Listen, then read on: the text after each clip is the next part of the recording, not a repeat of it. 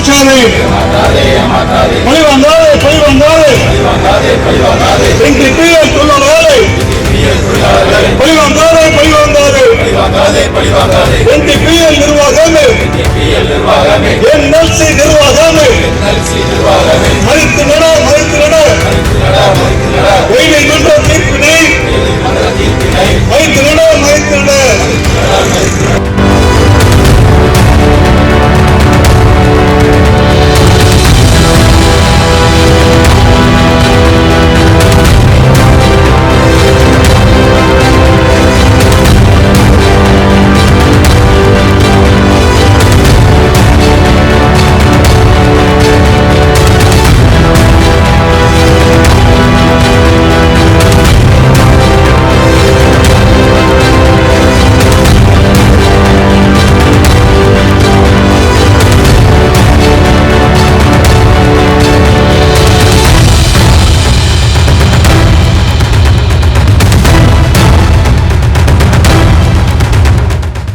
NTPL Thoothukudi அனல் மின் நிலையத்தில் 1358 ஒப்பந்த தொழிலாளர்கள் பணிபுரிந்து வருகிறார்கள். அவர்களுக்கு NLC அனல் மின் நிலையத்தில் பணிபுரியக்கூடிய தொழிலாளர்களுக்கான ஊதியத்தை வழங்க வேண்டும் என்று சென்னை உயர்நீதிமன்றம் தீர்ப்பு வழங்கியிருக்கிறது. அந்த தீர்ப்பை அமலாக்க கோரி தொடர் வேலைநிறுத்தம் நடைபெற்று வருகிறது. தோழர்களே, தூத்துக்குடியில் பல்வேறு அனல் மின் நிலையங்கள் தமிழக அரசால், NLC-யால், தனியார் நிறுவனங்களால்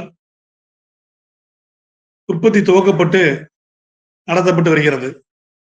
அந்த வகையில் 1000 மெகாவாட் மின்சாரத்தை உற்பத்தி செய்யக்கூடிய அனல் மின் நிலையத்தை தமிழக அரசும் NLC-யும் இணைந்து தமிழக அரசு 11%, NLC நிறுவனம் 89% பங்குகளை கொண்டு நெய்வேலி தமிழ்நாடு பவர் லிமிடெட் என்கிற அனல் மின் நிலையம் 2002ஆம் ஆண்டு துவக்கப்பட்டது. கட்டுமான பணிகளை முடித்து 2008ஆம் ஆண்டு வணிக ரீதியான உற்பத்தி NTPL அனல் மின் நிலையத்தில் துவங்கியது.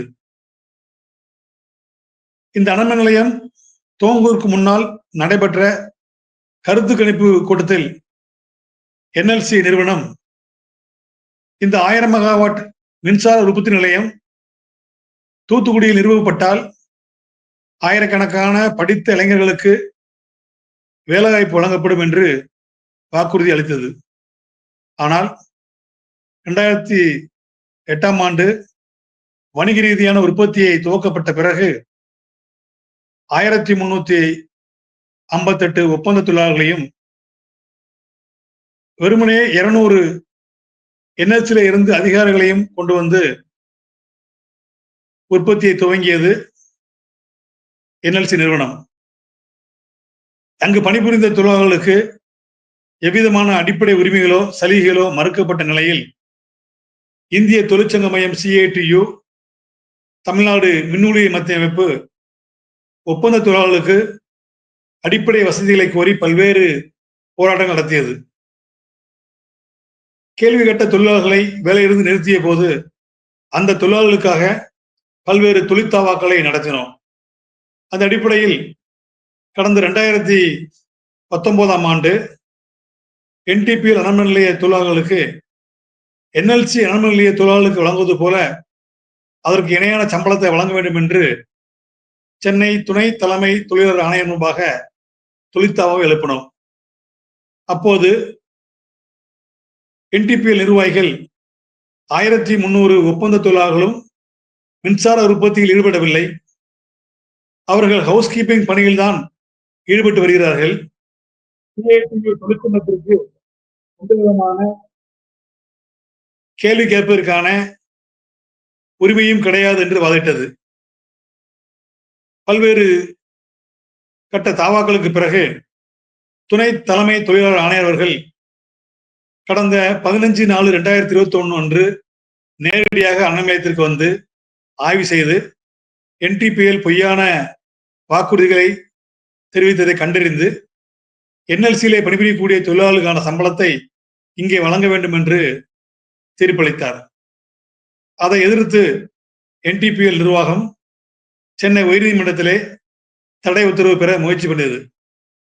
சென்னை உயர்நீதிமன்றம் தடை வழங்க மறுத்து 100 ரூபாய் இடைக்கால நிவாரணமாக வழங்க வேண்டும் என்று உத்தரவிட்டது. அதையும் எதிர்த்து NTPL நிர்வாகம் சென்னை உயர்நீதிமன்ற பெஞ்சுக்கு சென்றது. பெஞ்ச் அந்த வழக்கை தள்ளுபடி செய்தது. இன்றைய வரை அந்த தீர்ப்பு அமலாக்கப்படவில்லை. இதற்கிடையே கடந்த மாதம் 4ஆம் தேதி அன்று சென்னை உயர்நீதிமன்றம் NTPL உடைய மேல்முறையீட்டை தள்ளுபடி செய்து தூத்துக்குடி NTPL தொழிலாளர்களுக்கு NLC-யில் வழங்குவது போல ஊதியம் வழங்க வேண்டும், அது 1/6/2021 முதல் அமல்படுத்தப்பட வேண்டும் என்றும், கறி கையாளும் பகுதியில் பணிபுரியக்கூடிய தொழிலாளர்களுக்கு இதே நிறுவனம் ஒரிசாவில் பணிபுரியக்கூடிய அனமலத்தில் இருக்கக்கூடிய கறி கையாளும் பகுதி தொழிலாளர்களுக்கு வழங்கக்கூடிய சம்பளத்தை வழங்க வேண்டும் என்று தீர்ப்பளித்திருக்கிறது. NLC நிறுவனம் தூத்துக்குடியில் மட்டுமல்ல, ராஜஸ்தானில், ஒரிசாவில், NLC-யில் என்று கிட்டத்தட்ட 18,000க்கும் மேற்பட்ட ஒப்பந்த தொழிலாளர்களை பணியமர்த்திருக்கிறது. மினி நவரத்னா அந்தஸ்து பெற்ற மத்திய அரசாங்கத்துடைய இந்த நிறுவனம் ஒப்பந்த தொழிலாளர்களுக்கு வழங்கக்கூடிய சம்பளம் என்பது செட்டில்மெண்ட் வேஜஸ் என்று சொல்லக்கூடிய சம்பளம். அந்த சம்பளத்தை தூத்துக்குடியில் அமல்படுத்தப்பட வேண்டும் என்று நாங்கள் கேட்டபோது நிர்வாகம் மேல்முறையீடு செய்திருக்கிறதாக தெரிவித்திருக்கிறது.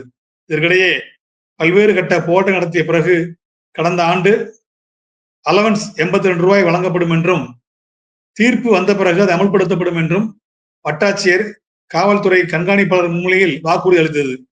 ஆனால் அந்த வாக்குறுதியை காற்றில் பறக்கவிட்டு NTPL நிர்வாகம் மேல்முறையீடு செய்ய முயற்சி செய்து வருகிறது. எனவே தீர்ப்பை அமல்படுத்தப்பட வேண்டும். மேலும் தொழிலாளர்களுக்கு 1/6/2021 முதல் வழங்க வேண்டிய நிலுவைத் தொகையை வழங்க வேண்டும் என்று வலியுறுத்தி வேலைநிறுத்த அறிவிப்பு என்பது வழங்கப்பட்டிருக்கிறது. நிர்வாகம் இந்த வாக்குறுதிகளையும் நீதிமன்ற தீர்ப்புகளையும் அமல்படுத்தப்படவில்லை என்றால் வேலைநிறுத்தம் தொடர்ந்து நடைபெறும். இதன் மூலமாக தமிழகத்தில் 1000 மெகாவாட் மின்சார உற்பத்தி பாதிக்கப்படக்கூடிய சூழ்நிலை என்பது இருக்கிறது. வட்டாட்சியர் முன்னிலையில் போடப்பட்ட ஒப்பந்தத்தை தொழிற்சங்க ஒற்றுமை, தொழிலாளர் ஒற்றுமை, தொழிற்சங்க ஒற்றுமை